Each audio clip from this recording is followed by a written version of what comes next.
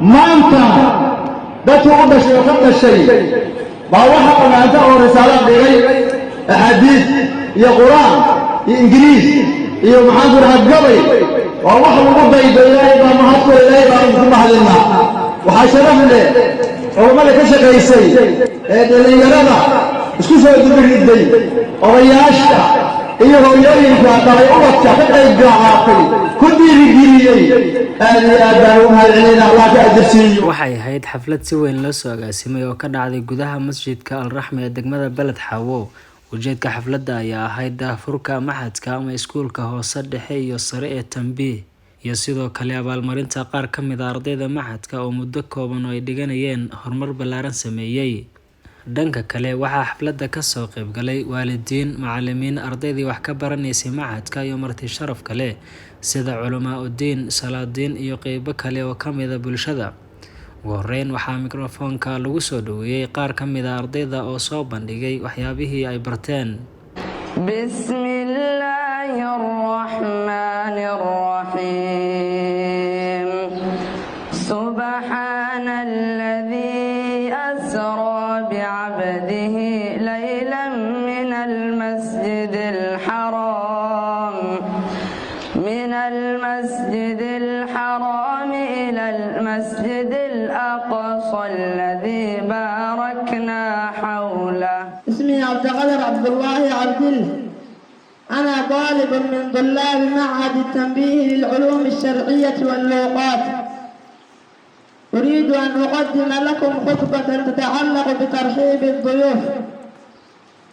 الحمد لله رب العالمين والعاقبة للمتقين ولا عدوان إلا على الظالمين، وأصلي وأسلم على المبعوث رحمة للعالمين نبينا محمد وعلى آله وصحبه وسلم أجمعين. أما بعد، ضيوفنا الكرام، أحييكم باسمي وباسم الطلاب والطالبات معهد التنبيه للعلوم الشرعية واللغات وإعداد الدعاة بتحية من القلب يطيب شداها مسكا وريحانا وتحمل في ضياتها حبا ووفاء، ألا وهي السلام عليكم ورحمة الله وبركاته. وبعد السلام، أهلا وسهلا ومرحبا بكم، مرحبا بكم أيها العلماء، ومرحبا بكم أيها الآباء والأمهات، ومرحبا بكم أيها الإخوة والأخوات، ومرحبا بكم جميع المشاركين بأيد مفتوحة وقلوب مسرورة. حضوركم معنا مهم جدا بالنسبة لنا في مثل هذه الحفلة. jahli waa dhalandoorsho, dhaawac weeye ragaado, dhabarkuu ku jarayo, dhakhtarka ka walaaco, dhaymahan ku daweyno, nafta aad ku dhaqaaqdiyo, dhabarkuu ku jaraye, dhalintii waddankayga iyadaa ku dhaqayse u dhaqaaqa tacliinta. jahli waa dhalandoorsho, dhulka uu ku nagaado, hadday dheeman ka buuxdo, dhumucdiisiyo ciidda iyo dhoobadiisa la haybsho, dhirta ay malaba horta dhammaantiisana shidaalka dhudhun loogu tagaayo, lama dheefsan karaaye cilmigaa wax isdhaafshee iyo waddankayga iyadaa ku إن براءة الحبشي حاول هدم الكعبة بجيش معه فيل في ذلك العام. هل استطاع هدم الكعبة؟ لا، بل أهلكه الله بالطير ترميهم بإجارة من نار. من أي قبيلة يكون صلى الله عليه وسلم؟ قبيلته من قريش. اذكر زوجتان من زوجات الرسول صلى الله عليه وسلم ماتتا في حياته منهما؟ خديجة بنت خويلد وزينب بنت خزيمة. أول من أسلم مع النبي صلى الله عليه وسلم؟ من الرجال أبو بكر، ومن الصبيان علي بن أبي طالب، ومن النساء خديجة بنت خويلد رضي الله عنه. من أين هاجر النبي صلى الله عليه وسلم وإلى أين؟ من مكة إلى المدينة. intaas kadib waxaa mikrofoonka lagu wareejiyay maamulka maxadka sida maamulaha maxadka Macallin Maxamed Cabdille Bulow iyo maamul ku-xigeenka Macallin Cabdirasaaq Ismaaciil Shankare oo labadaba ka hadlay taariikhda uu maxadkani soo maray.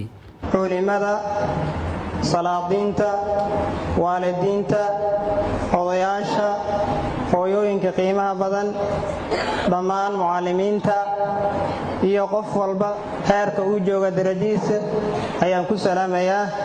waxaan u mahad celinayaa dhammaan inta ka soo qayb gashay. ilaahay subxaanahu wa tacaala ajirkooda ha u saaro. macadu tanbiih lilculuum alsharciya walluqaat oo mataqaantaa xafladiisa daafurka ugu horeysa ayaan maanta joogno. macadka halkuu ku yaalaa iyo mataqaanaa ayaa dhigo maxaana lagu bartaa halkuuna ku xiran yahay. qodobadaas anigoo soo koobay ayaan rabaa inaan halaal u istaago. macadka wuxuu ku yaalaa xaafadda Antoni Jibriil, qaas ahaan iskuulka ka ayuu ka shaqeeyaa dhexdiisa maalmaha khamiis iyo jimcaha. macadka wuu cusub yahay, malaha goob u madax bannaan oo mataqaantaa uu qaas u leeyahay. waa hawl loo wada taalo intii soo aasaasay, inta ka wax baranayso, inta deegaanka inuu yeesho qayb asaga u madax bannaan uu ka shaqeeyo. tan labaad, macadka maxaa lagu bartaa? macadka waxaa lagu bartaa culumta diiniga iyo maadiga ayaa lagu bartaa. wuxuu qaybsan yahay dhowr qaybood. qayb la yidhaahaa tamhiidi, mataqaantaa dhismaha ee ardada in la soo dhiso oo mataqaantaa bilowgeed in la soo dhiso oo mataqaanaa siday ula qabsan lahaayeen macadka leefalka ugu hooseeya waa in akhriska la baro, qoraalka la baro, si ay ula qabsan lahaayeen kitaabada iyo duruusta kale. qaybta labaad waxaa waaye dugsi dhexe mise mutawassit ayna mataqaanaa waxaa waaye dadka ka gudbay qaybtaas ayaa ku biiraya. qaybta kale oo u dambayso waa thanawi mise waa dugsi sare ayna mataqaanaa waa leefalka ugu dambeeya oo lagu soo gabagabeeyey. macadka wuxuu tirsan yahay taladucul macaahidda Soomaaliya, wuxuuna ku shaqeeyaa manhajka ay qaataan macaahidda Soomaaliya. macadkan la sheegayo oo macadu tanbiih la leeyahay taariikhdee ayuu soo bilowday? yaase bilaabay? sababteese loo bilaabay? anoo saddexdaas qodob bas aad dul istaagi rabo insha allah waqtigana soo koobayo. macadka taariikhdu uu bilowday waxaa weeyo 23 bishii 12aad 1443 hijriya. waqtigaas ayuu macadu tanbiih soo bilowday. waafaqsanna 22 bisha 7aad 2022 miilaadi. waqtigaas ayuu macadu tanbiih soo bilowday. yaa bilaabay? waxaa bilaabay rag dhallinyar ah usu tagay oo waxaa weeyaan aqoon-yahano ah, dhigtana kana soo qalinjibiyey qaarkood jaamacada, qaarna ay jaamacadaha weli qaarkood dhiganayaan oo ay simistaradii u dambaysay marayaan ayaa bilaabay. raggaa dhallinyarta ah usu tagay, fikirkooda aruuriyey ayaa bilaabay. sababtee loo bilaabay? waxaa sababta loo bilaabay ay tahay markay arkeen baahi weyn oo ka jirto xaafadan ayay bilaabeen. baahidaas oo ah ilmaha 5 bari waxay dhigtaan iskuulaad. ardaydina waxaa weeyaan in la baro jiilka soo kacayo, cilmiga la baro, waxaa weeyaan mashquulaadka kale macallimiinta mashquulinaya in laga sii jeediyo oo lagu mashquuliyo diin. ujeedkanaga oo ah ayaa waxaan bilownay khamiis iyo jimce macadkaas aad u jeedaan maanta daahfurkiisa oo joogtaan. ugu dambeyn waa kuwan qaar ka mid ah salaadiinta iyo marti sharaftii kale ee ka soo qayb gashay xafladda oo goobta ka hadlay. waxaan joognaa saaka xafladda imaado tii ugu qiimaha badneed, ugu qadarinta badneed oo ugu farxadda badnayd. ilaahay baa mahad leh, allahana noo siyaadiyo. aasaaska macadka iyo waxbarashada xaafadda ku talagalkeeda markii wiilasha macallimiinta ah oo hadda noo gudbaynaya ay bilaabayeen waa nagala tashadeen. waa ku raadinay, waa soo dhoweynay. wixii ay noo sheegayeenna waa ka run sheegeen. way muuqataa calaamadeedii. ilaahay baa mahad leh, bacdallah iyagaa ku mahadsan.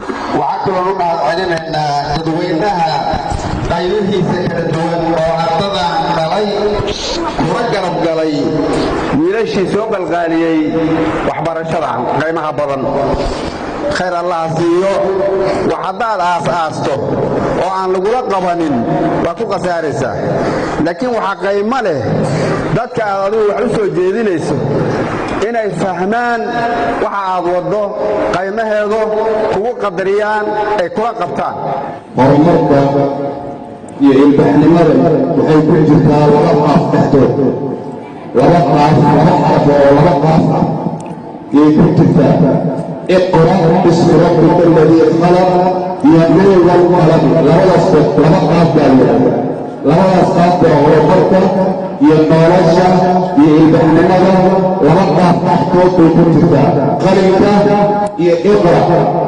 وقلبك وحقر او وحقر بكتك نورشا وكسو بلاد ومولاه وحامل دارنا ان شاء الله إنه كنت ذلك سيدي على أمدان أقوات وهرمرين لهي إن شاء الله تبارك وتعالى ayagaana maaragtay ay ku taagneed kaliya halka waxaan ay kaliya ka qabteen dhalinyarta waxay ahayd bal wixii dadka waaweyna ay ku taminayeen ay ku fikirayeen in aan bal ayadoo dhulka ay ka muuqato in la arko marka waa inta ayada ninbaa wuxuu yiri baa leeyahay ilaahu roobkeen mid kale oo ag fadhi baa wuxuu yiri ilaahay roob waa keenay ma oortu ku rari lahaa marka hadda mucaahid waa bilowdeen rabbiga aqbalo way rumoobaan baa leeyahay annaga haddaan waqtiyalnahay waxaan juhdi ku bixinay sideedaba inaanu ballanteena ay noqoto waxbarasho meel kasta oo aan ku sugannahay haddaanan aqoon la helin ama waxbarasho la helinna dadka waxa waaye waa dhumaya jahli buu ku dhumaya laakiin qof wax bartay dadka la mid maaha marka ballanteena waxay tahay inaan wax barano aqoontana ku dadaalno wax badan bay ka hadleen macallimiintii hadlayay wax badan bay ka hadleen annagu haddaan odayaasha dhaqanka nahay waxaan ballan qaadaynaa sidaan horeyba ugu duumneen inaan garab galno maanta dadku u dhashay oo ka dhashay baa waxa qanaanta oo risaalo dhigay axaadiis iyo quraan iyo ingiriis iyo maxaan ku dhahaa gabay waa wax lagu daydo ilaahay baa mahadku ilaahay baa ku mahadinaa waxaa sharaf leh culummada ka shaqaysay ee dhalinyarada isku soo dubiriday odayaasha iyo hooyooyinka dhalay ubadka ka qayb qaatay ku dhiirigeliyey aad iyo aad baan u mahadcelinaa allah ka ajirsiiyo si kastaba ha ahaatee maxadkani Tanbiih ayaa ah mid dadka xaafadda iyo guud ahaanba deegaanka ay baahi weyn u qabeen isla markaana ay si weyn ugu faa'iideysteen